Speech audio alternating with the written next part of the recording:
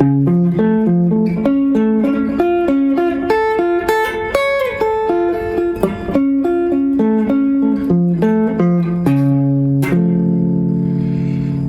in Perfect Fourth Tuning number 40, 6 ways to play a 2-octave augmented triad arpeggio in one hand position, starting from the second inversion. Now, an augmented triad looks the same in all the inversions, but for completeness sake, we're going to do it in the second inversion. By the end of this lesson, you're going to learn 6 ways to play a 2-octave arpeggio in the augmented triad, and it's the same notes in the same order. There's really only 2 intervals, which is the major third and the augmented fifth, or diminished fourth, if you flip it around. So it really should be augmented fifth first. Using perfect fourth tuning makes this whole concept much easier, and there's links to PDFs and other stuff like that in the description. You see here, it's very symmetrical augmented triad in the second inversion. So I'll play through it once to see, because the augmented triad, so for context, here's a major triad.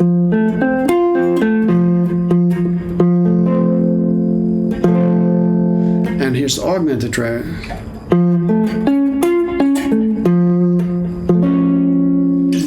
So it gives you that kind of tension, and I'm trying to figure out more ways to use it in my playing. It can come in handy. It's a little bit beyond the scope, but this is good for practicing sweep picking, because you don't have to really think about where the notes are, because they're all next to each other. They're all the same distance away from each other. So here we go.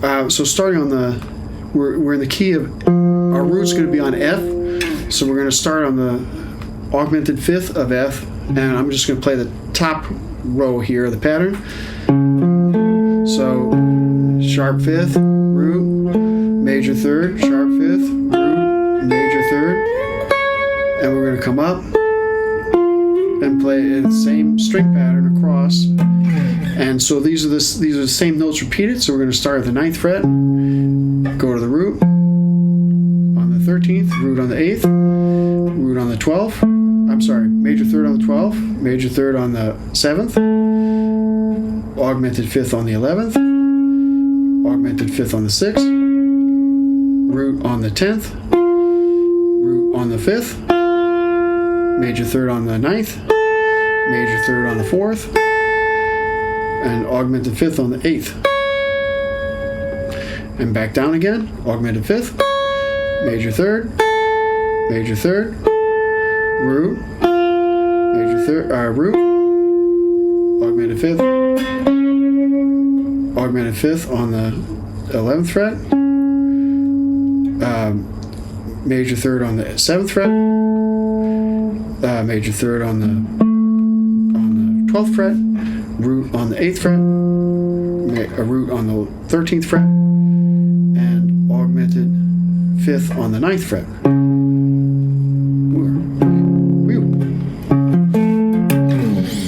Okay, so the augmented chord is interesting because it divides the octave into, it's 3 notes dividing the octave into exactly 4 major third intervals. So, fun fact. So this is combining inversions. I mean, it doesn't look like an inversion because it's symmetrical, but inversions of the chord. And we're going to start with 2 notes per string, and we're going to work through this playing pattern. We're going to have 7 notes altogether.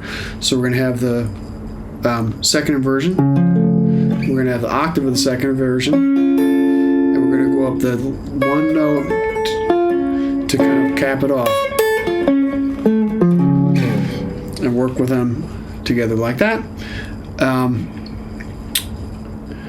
So without further ado, I'm going to play 2 notes on the highest string. In this guitar, it's F, so I'm tuned in E, A, D, G, C, and F. So perfect fourth tuning.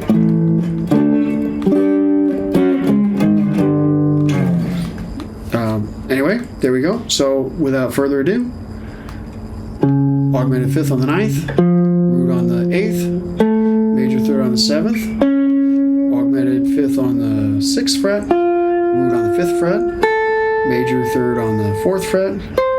Whoops.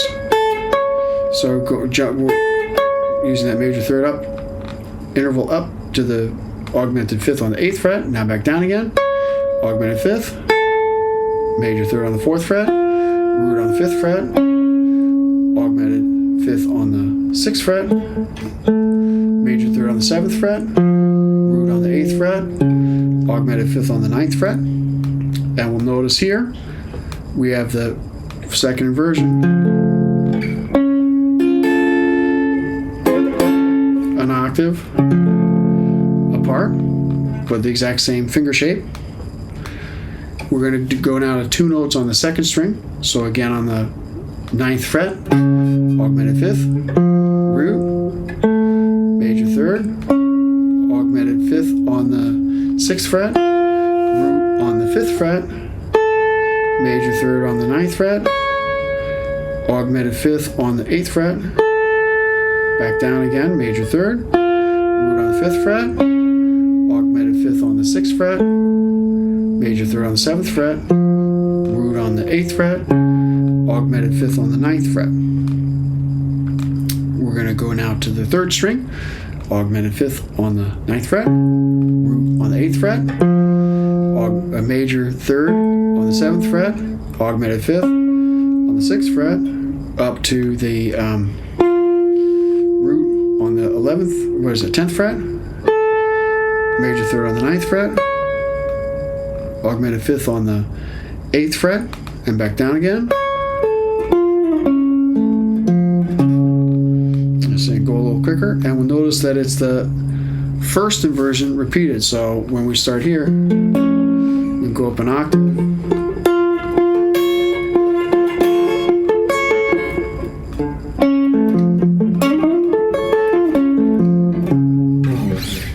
Okay, and now we're going to go to 2 notes on the 4th string.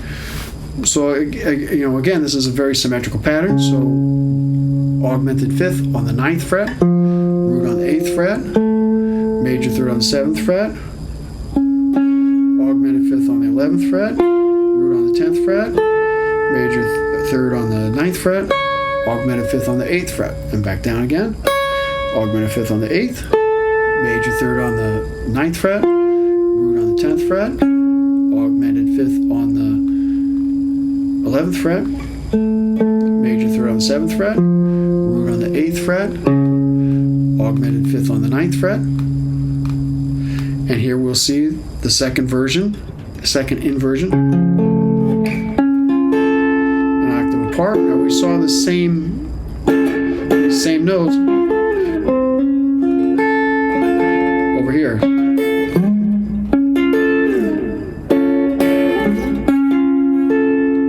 So only possible with perfect force tuning to have the exact same finger position in 3 different places across the neck. Cage, you'd have to learn 3 different shapes to do this. So big win for perfect force tuning.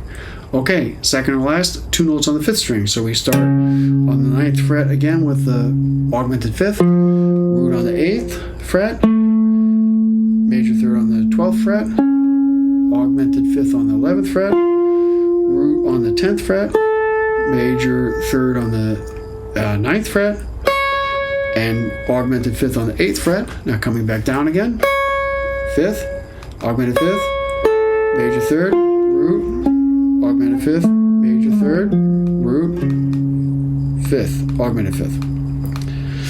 And finally, 2 notes on the 6th string. So we're going to have augmented 5th on the 9th fret, root on the 13th fret, major 3rd on the 12th,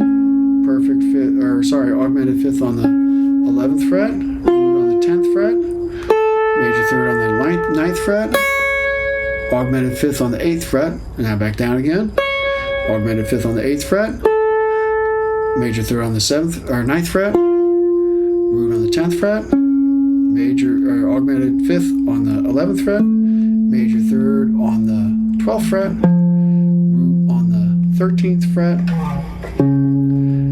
augmented 5th on the 9th fret. And you'll see here the root position.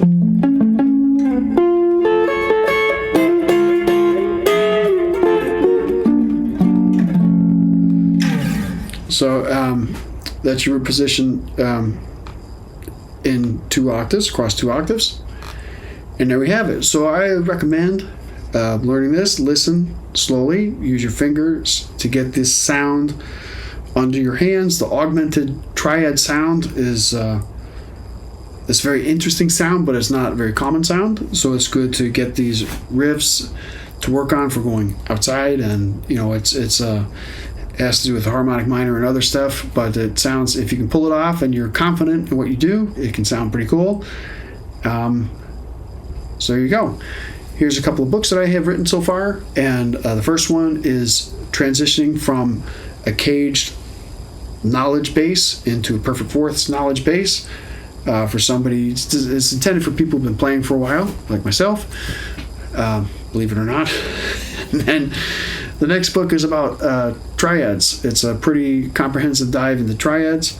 There's 3 volumes of the book, but really the main one has all the volumes in it. Here's the website with links to all kinds of cool stuff that I am working on, and even uncool stuff that I'm working on, and links to PDFs and books and all that stuff. Anyway, check it out and have a great day.